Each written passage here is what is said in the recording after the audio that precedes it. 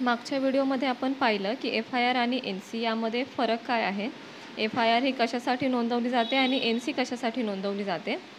आजच्या व्हिडिओमध्ये आपण बघणार आहोत की दखलपात्र गुन्हा काय असतो आणि अदखलपात्र गुन्हा काय असतो, ज्याचा एफ-आय-आर आणि एन-सी सोबत खूप महत्त्वाचा संबंध येतो. जास्त वेळ वाया न घालवता आपण व्हिडिओला सुरुवात करूया. नमस्कार मित्रांनो, अरुणाया लीगल कन्सल्टंटमध्ये मी ॲडव्होकेट संध्या गाडे आपलं स्वागत करत आहे. सुरुवात करूया. सर्वात आधी पाहूया दखलपात्र आणि अदखलपात्र गुन्हा म्हणजे काय. तर सोप्या भाषेत सांगायचे तर दखलपात्र गुन्हा वॉरंटशिवाय अटक करण्यास परवानगी देतो, तर अदखलपात्र गुन्ह्यासाठी अटक वॉरंट आवश्यक आहे. जर तुमच्यावर दखलपात्र किंवा अदखलपात्र गुन्ह्याचा आरोप लावला गेला असेल आणि त्याचे स्वरूप तुम्हाला माहिती नसेल, तर आजच्या व्हिडिओद्वारे तुम्हाला त्या संपूर्ण कल्पना येऊ शकते.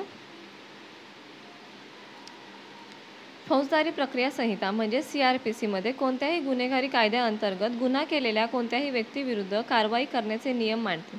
मग तो IPC असू दे किंवा इतर फौजदारी कायदा असू दे. त्याच्यामध्ये गुन्ह्यांचे वर्गीकरण केले जाते. ते वर्गीकरण पुढील प्रमाणे केले जाते, ज्यामध्ये जामीनपात्र आणि अजामीनपात्र गुन्हा असतो. दुसरा दखलपात्र आणि अदखलपात्र गुन्हा असतो. तिसरा कंपाऊंडेबल आणि नॉन कंपाऊंडेबल गुन्हा असतो. दखलपात्र गुन्हे म्हणजे काय. दखलपात्र गुन्हा हा असा गुन्हा आहे ज्यामध्ये पोलीस अधिकारी पहिल्या शेड्यूलनुसार किंवा सध्या लागू असलेल्या इतर कोणत्याही कायद्यानुसार वॉरंटशिवाय देखील दोषीला अटक करू शकतो आणि न्यायालयाच्या परवानगीशिवाय तपाससुद्धा सुरू करू शकतो. दखलपात्र गुन्हे हे सामान्यतः गंभीर स्वरूपाचे असतात, जसं की खून, बलात्कार, अपहरण, चोरी, हुंडाबळी इत्यादी. प्रथम माहिती अहवाल म्हणजे FIR केवळ दखलपात्र गुन्ह्यांमध्ये नोंदवला जातो. कलम 154 फौजदारी प्रक्रिया संहिताच्या नुसार एखाद्या पोलीस अधिकाऱ्याने दखलपात्र गुन्ह्याच्या बाबतीत FIR नोंदवणे बंधनकारक असते. FIR नोंदवण्यापूर्वी तो काही प्रकारची प्राथमिक चौकशी करू शकतो. या गुन्ह्यांमध्ये दोषीला अटक करून विहित वेळेत दंडाधिकाऱ्यासमोर हजर केले जाते. दखलपात्र गुन्ह्याची काही उदाहरणे आहेत, ती आपण पुढील प्रमाणे बघूया, ज्यामध्ये युद्ध पुकारणे किंवा पुकारण्याचा प्रयत्न करणे किंवा भारत सरकारविरुद्ध युद्ध पुकारणे. ठीक आहे. नंतर आहे हत्या, बलात्कार, हुंडाबळी, अपहरण, चोरी, ट्रस्टचे गुन्हेगारी उल्लंघन किंवा अनैसर्गिक जेवढे पण गुन्हे आहेत त्या सर्वांचा ह्याच्यामध्ये समावेश होतो. दखलपात्र गुन्ह्यांचे प्रमुख घटक काय आहेत. तर दखलपात्र गुन्हे असे आहेत ज्यांना पोलीस अधिकारी वॉरंटशिवाय अटक करू शकतात, बरोबर. आणि अशी प्रकरणं अटक केल्यानंतर आरोपीला दंडाधिकाऱ्यासमोर हजर केले जाईल आणि त्याला या प्रकरणाचा तपास करण्यासाठी पोलीस अधिकाऱ्याची आवश्यकता असू शकते. तपासाअंती जर केस निष्पन्न झाली म्हणजे आरोपपत्र आरोपीविरुद्ध दाखल झाले, ज्याला आपण चार्जशीट म्हणतो, तर दंडाधिकारी अटकेचा आदेश देऊ शकतात. खटला प्रलंबित असताना जामीन अर्ज संबंधित न्यायदंडाधिकाऱ्यासमोर करता येतो. दखलपात्र हे गुन्हे हे जामीनपात्र आणि अजामीनपात्र दोन्ही प्रकारचे असतात. नंतर पाहूया अदखलपात्र गुन्हे काय असतात. तर अदखलपात्र गुन्हा हा भारतीय दंडसंहितेच्या पहिल्या अनुसूची अंतर्गत सूचीबद्ध केलेला गुन्हा आहे आणि तो जामीनपात्र गुन्हा आहे.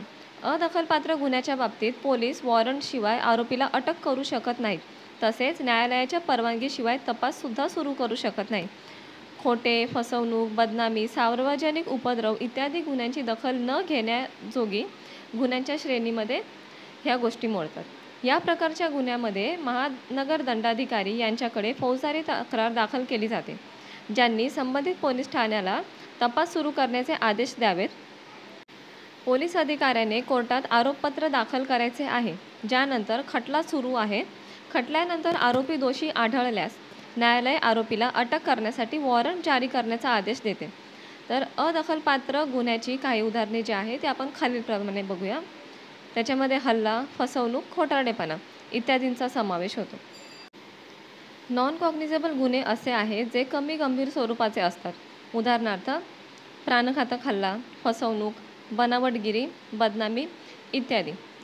CRPCच्या कलम 155 मध्ये अशी तरतूद आहे की जर एखाद्या पोलीस अधिकाऱ्याला अदखलपात्र गुन्ह्याची माहिती मिळाली तर त्याने स्टेशन डायरीमध्ये प्रकरणाचा तपशील समाविष्ट करायला हवा आणि संबंधित मॅजिस्ट्रेटकडे जाण्यासाठी माहिती देणाऱ्याला संदर्भ द्यावा. अदखलपात्र गुन्हा किंवा केस अंतर्गत तपास सुरू करण्यासाठी पोलीस अधिकाऱ्याने दंडाधिकाऱ्यांकडून परवानगी घेणे महत्त्वाचे असते. दखलपात्र प्रकरणांचा तपास करताना पोलीस अधिकाऱ्याचे अधिकार काय आहेत? तर पोलीस स्टेशनचा प्रभारी अधिकारी दंडाधिकाऱ्याच्या आदेशाशिवाय कोणत्याही दखलपात्र प्रकरणाचा तपास करतो. ज्याची चौकशी करण्याचा अधिकार अशा ठाण्याच्या हद्दीतील स्थानिक क्षेत्रावर असलेल्या न्यायालयाला गुन्हेगाराच्या तरतुदीनुसार तपासण्याचा किंवा प्रयत्न करण्याचा अधिकार असेल. तर अदखलपात्र गुन्ह्याचा तपास करताना पोलीस अधिकाऱ्यांना काय अधिकार आहेत? तर अदखलपात्र गुन्हा हा असा गुन्हा आहे ज्यामध्ये वॉरंट नसतानाही पोलीस अधिकाऱ्याला अटक करण्याचा अधिकार नाही. पोलीस कोणत्याही व्यक्तीला वॉरंटशिवाय अटक करू शकत नाहीत आणि स्वतःहून या प्रकरणाचा तपास देखील सुरू करू शकत नाहीत. पोलीस अधिकाऱ्याने CRPCच्या कलम 155(2) अंतर्गत दंडाधिकाऱ्याकडून आदेश मागणे आवश्यक असते. चौकशी सुरू करण्यासाठी पीडित पक्षाने संबंधित पोलीस ठाण्यात तक्रार दाखल करणे आवश्यक आहे. तपास पूर्ण झाल्यानंतर पोलीस अधिकाऱ्याने न्यायालयामध्ये चार्जशीट, ज्याला दोषारोपपत्र असे म्हणतात, ते दाखल करणे आवश्यक आहे. खटल्यानंतर न्यायालय आरोपीला अटक करण्यासाठी वॉरंट जारी करण्याबाबत आदेश देते.